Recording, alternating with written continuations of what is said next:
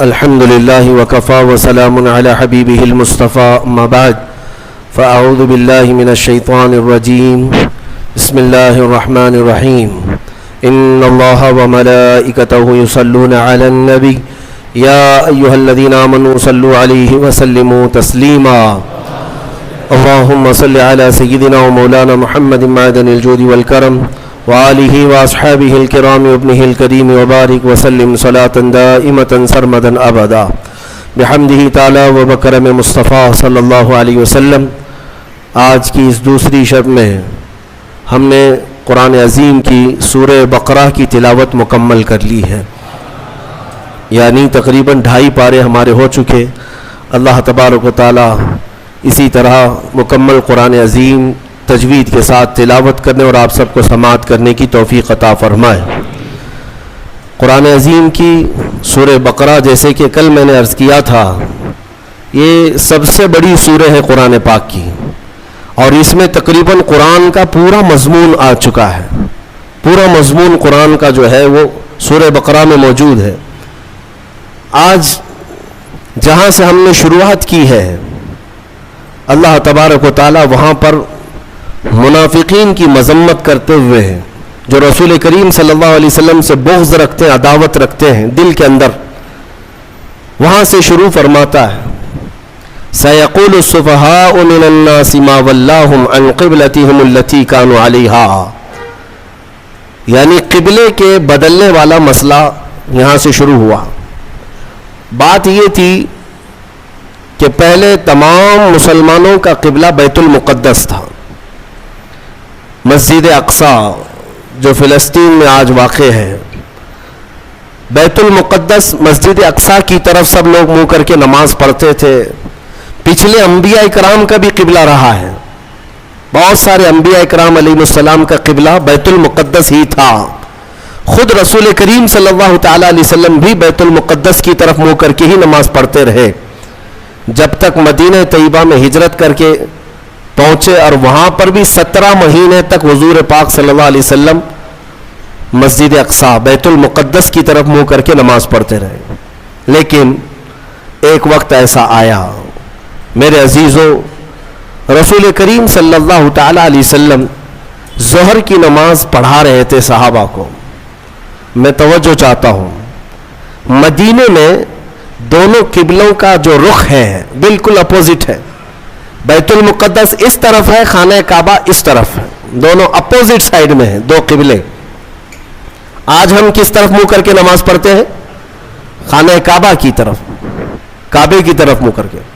بیت المقدس مدینے میں جب کھڑے ہوں گے تو بالکل اپوزٹ سائیڈ میں ہوگا، کعبے کے اپوزٹ سائیڈ میں۔ حضور اکرم صلی اللہ تعالی علیہ وسلم ظہر کی نماز صحابہ کو پڑھا رہے تھے بیت المقدس کی طرف منہ کر کے۔ 2 رکعت ہو چکی تھی، دل میں خیال آیا رسول کریم کے کہ کاش ہمارا قبلہ بیت المقدس کی بجائے خانہ کعبہ ہوتا تو کتنا اچھا ہوتا، کیونکہ رسول کریم صلی اللہ علیہ وسلم کو مکہ سے بڑی محبت تھی، لگاؤ تھا، پیدائشی وطن بھی ہے، اللہ کا گھر بھی ہے۔ خانہ کعبہ کی طرف اگر ہمارا منہ ہوتا تو کتنا اچھا ہوتا، یہ کہاں حضور پاک کے دل میں خیال آیا، اور اس خیال کے آتے رسول کریم صلی اللہ علیہ وسلم اپنا چہرہ آسمان کی طرف اٹھا رہے تھے، کبھی آسمان کی طرف دیکھتے اور پھر نماز پڑھاتے۔ 2 رکعت ہو چکی ہے، اور جب رسول کریم صلی اللہ علیہ وسلم کا چہرہ آسمان کی طرف اٹھا، فوراً جبرائیل امین آیت لے کر نماز میں ہی داخل ہوئے، نازل ہوئے۔ کیا آیت تھی جس کی آج ہم نے تلاوت کی ہے؟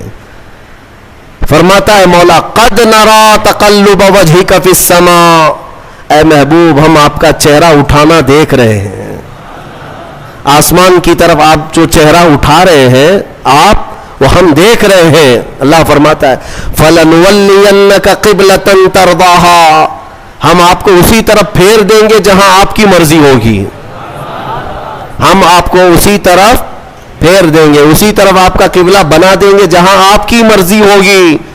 خدا کی رضا چاہتے ہیں دو عالم، اور خدا چاہتا ہے رضا محمد۔ اعلیٰ حضرت یہ فرماتے ہیں ساری دنیا کس کی رضا چاہتی ہے؟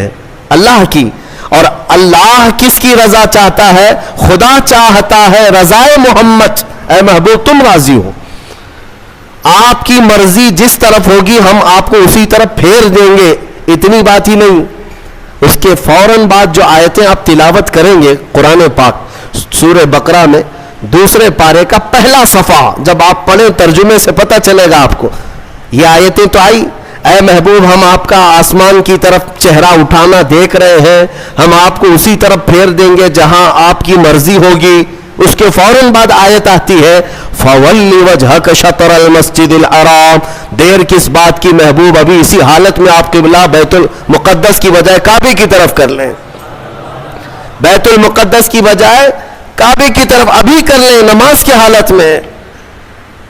حکم نماز کی حالت میں ہوا اور رسول کریم صلی اللہ علیہ وسلم 2 رکعت کے بعد پھر گئے بیت المقدس سے کس طرف؟ خانہ کعبہ کی طرف۔ بالکل اپوزٹ ڈائریکشن ہے دونوں بھی، میں آپ کو بتا رہا ہوں، پیچھے صحابہ کی جماعت ہے، میں اگر آپ کی طرف گھوم جاؤں تو مقتدیوں کا آمنا سامنا نہیں ہوگا، امام پیچھے ہو جائے گا، مقتدی آگے ہو جائیں گے۔ ایک روایت میں ہے رسول کریم صلی اللہ تعالیٰ علیہ وسلم چل کر کے ان صفوں میں سے بیچ میں سے آگے گئے اور صحابہ نے جب دیکھ لیا حضور کا چہرہ اس طرف تو پوچھا نہیں کیوں، سبوں نے اسی طرف کر لیا۔ دین اسی کا نام ہے جس طرف رسول کا چہرہ ہے، یہ پوچھنے کی ضرورت نہیں کہ آقا اب تک یہاں تھا اب یہاں کیوں، کسی صحابی نے پوچھا نہیں، سبوں نے اس طرف منہ کر لیا۔ نماز کے عالم میں پوچھ تو نہیں سکتے، لیکن جب رسول کا چہرہ دیکھا، میرے عزیزو یہی تو اصل دین ہے۔ اقبال کہتا ہے بمصطفیٰ رساں خیش کے دی ہماؤس، اپنے آپ کو نبی کے قدموں تک پہنچا دے، دین یہی ہے۔ گر بہ نہ رسیدی تمام بو لہبیس، اور اگر تم رسول تک نہیں پہنچ سکے تو پوری زندگی ابو لہب کی طرح ہے، ابو لہب ہے۔ حضور تک پہنچ جانا یہی دین ہے، اور صحابہ اس کو سمجھتے تھے۔ حضور کا چہرہ اس طرف ہوا تو سب صحابہ گھوم گئے۔ ایک روایت میں تو یہ ہے کہ رسول کریم صلی اللہ تعالیٰ علیہ وسلم مڑ گئے تو صحابہ چل چل کر کے پیچھے آ کر کے صفیں لگانے لگے، اس طرف سے اس طرف سب آئے اور حضور کے پیچھے صفیں لگا کر باقی کی 2 رکعت نماز ادا کی۔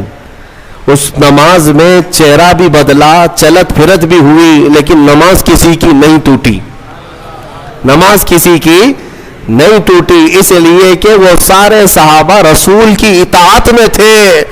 یہاں تک کہ حکم ہے میرے عزیزو، لوگ توحید کے نام پر آج کچھ سعودی ایسے گمراہ کرتے ہیں کہ رسول کا خیال آنا بھی نہیں چاہیے نماز میں، نعوذ باللہ۔